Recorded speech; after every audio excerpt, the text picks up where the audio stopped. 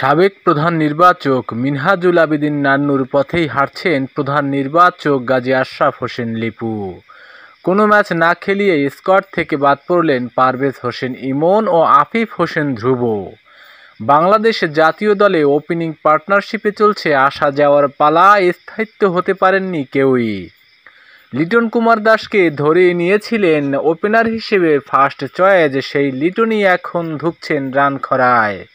বাজে অবস্থায় লিটন, ঠিক সেই মুহূর্তে আরেক ওপেনার পারভেজ হোসেন ইমনকে কোনো ম্যাচে সুযোগ না দিয়েই বাদ দিলেন স্কোয়াড থেকে। দলে আনলেন ৩ পরিবর্তন, সাকিব মুস্তাফিজ সম্মুখে রেখে দল ঘোষণা পরের ২ ম্যাচে।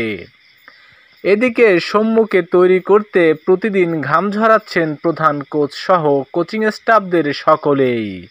তবে এই মুহূর্তে সমালোচনার ঝড় বইছে প্রধান নির্বাচককে নিয়ে।